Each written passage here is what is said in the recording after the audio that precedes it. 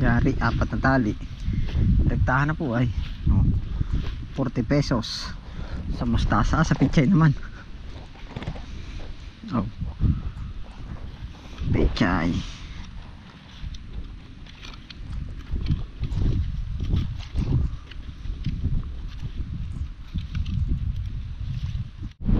Bale po, kamusta na po kayong lahat? Tara po yan.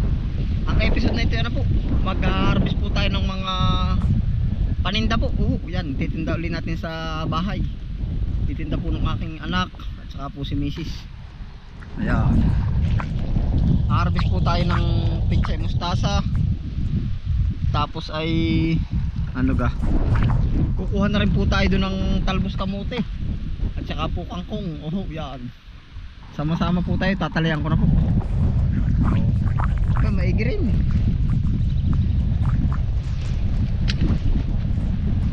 May cutter po tayo at saka plastic.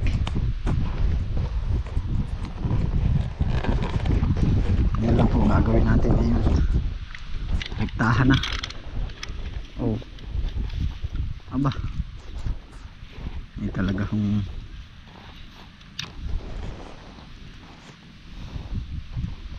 ano nakarang kuha po natin ay ating inano, ating ginulay.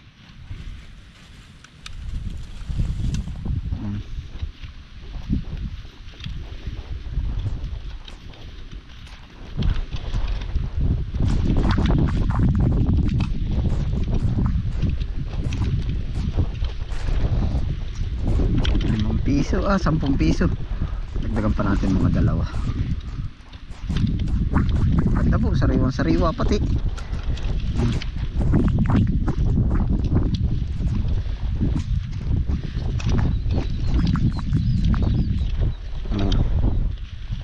₱10 rekta tali.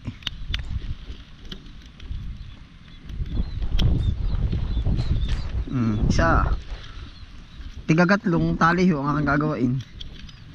₱60. Aba, talagang kuhan ang pambili ng ano, pambili po ng tinatinapay.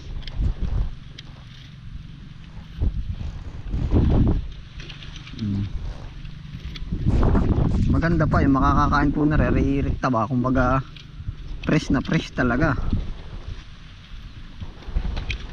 Malaki din po naman ang gastusin namin ay gawa ng minsan po ay pambaon.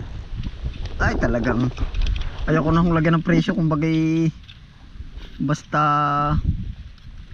dapat kikita ka ng 400 sa isang araw pang gastos.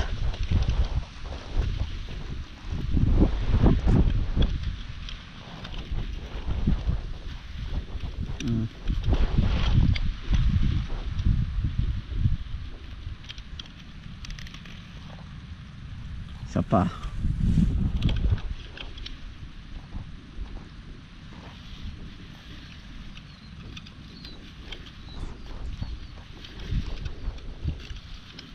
Pag may bumili na rin mamaya sa daan, idiyari na 10.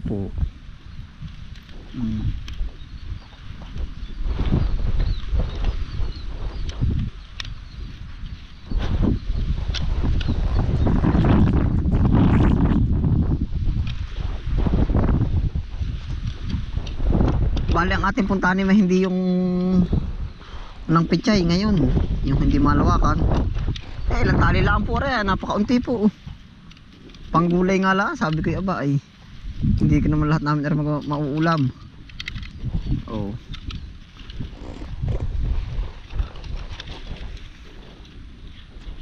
Diretso linis na po natin gagawin.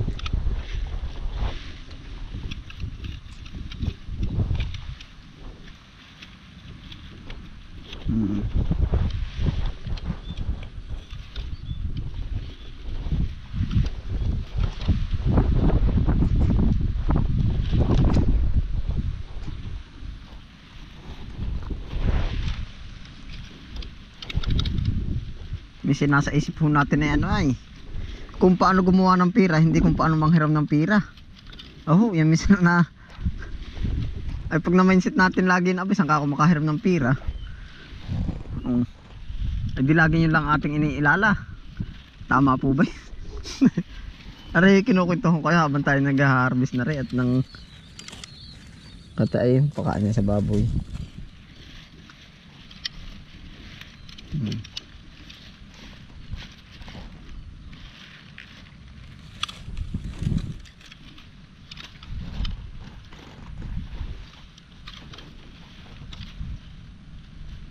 Yung pong iba may uhod hindi na natin sinasama.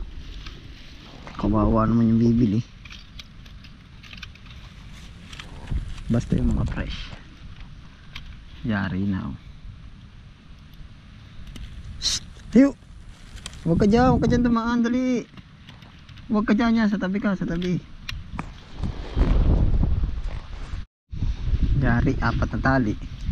Dagtahan na po ay oh, 40 pesos. Sa mustasa, sa pichay naman. Oh. Pichay.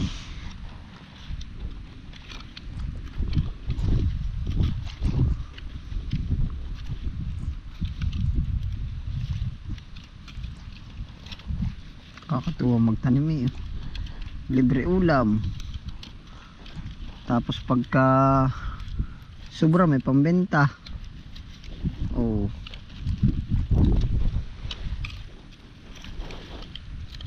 Ako po'y sanay na sa ganar eh.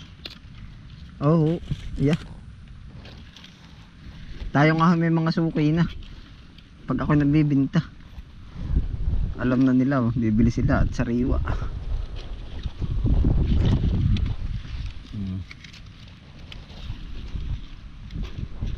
Yan, 10 pesos na yan oh.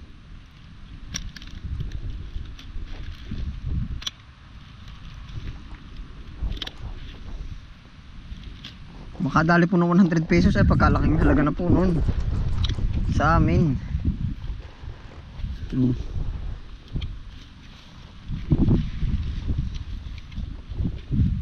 Hindi nahahanapin sa iba.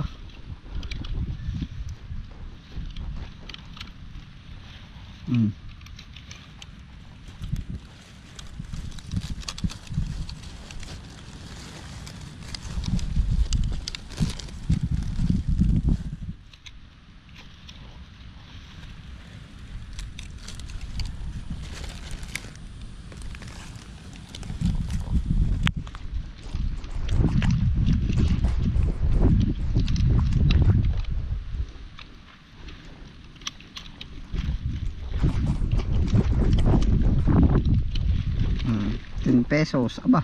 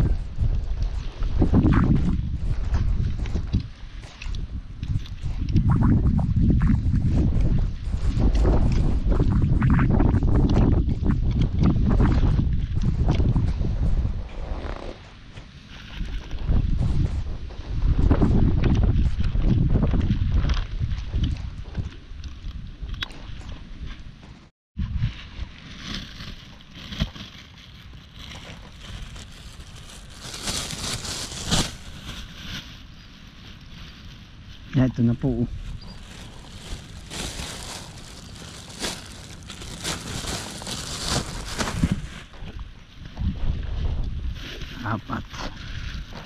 Apat din na ano. Pag po mabibenta 80 pesos. Pag hindi mabibenta pang ulam na mamayang hapon. Yun lang po ang laking advance noon. Libre ulam na 80 pesos. Panalo na po yan sa bibili at sa nagbenta. Bali ito po sasamahan pa natin ng ibang ano, talbos kamuti. Mamaya papakita ko po sa inyo laman ng kamuti din.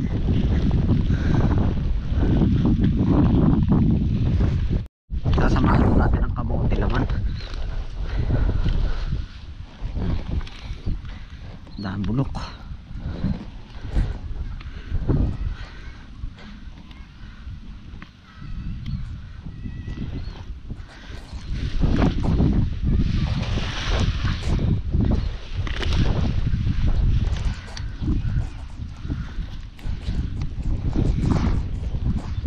Laki oh.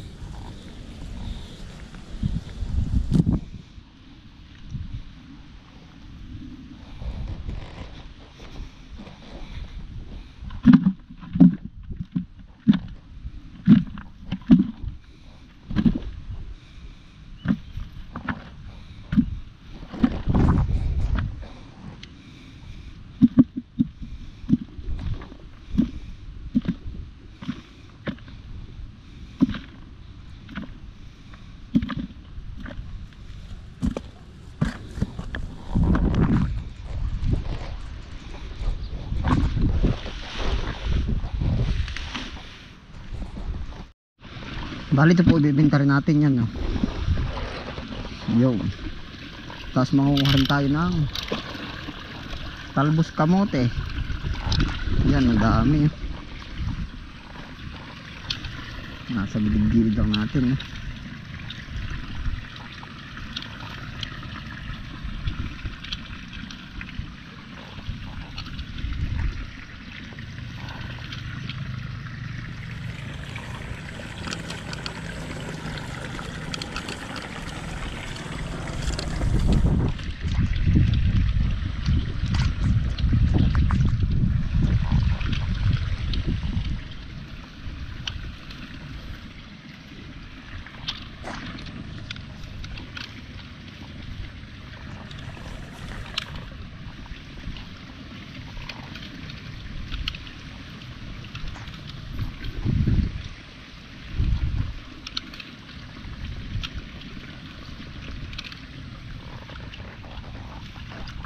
Sa yung sariwa oh.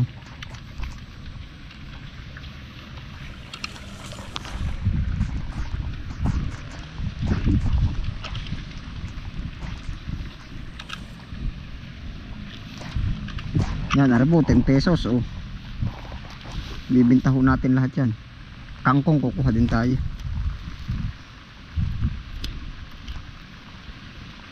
Saka ho yung pula na kamote.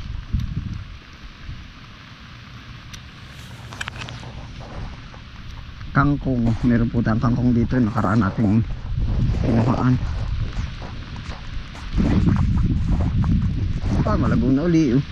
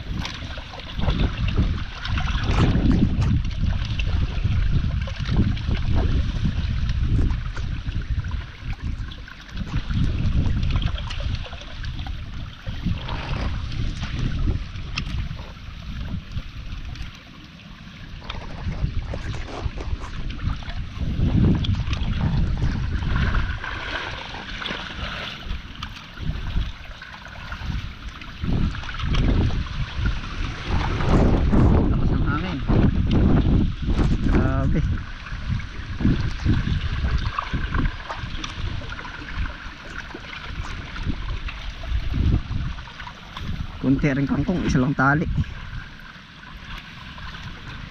Okay na rin po yan, basta may kasama tayo sa ating paninda. Mabibenta na yan.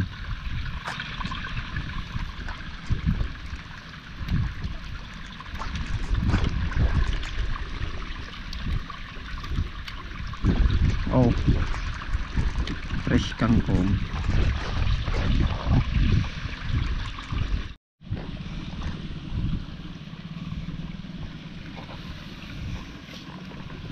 Dami natin paninda.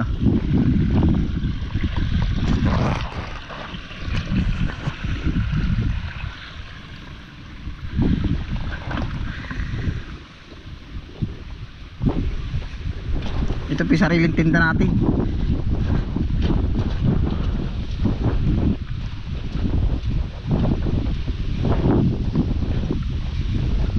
Kamuting pula pa ating aanuhin. Yan o, dami dyan na.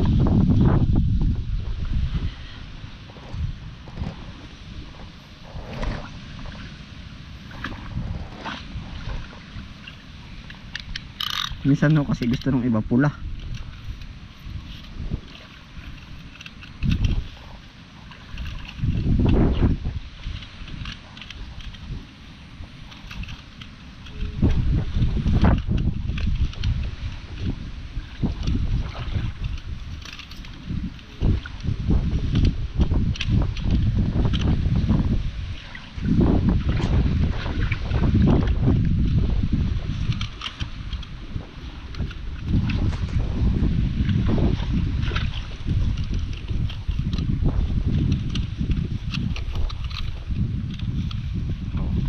Yan, 10 pesos na po yung ganito kadami.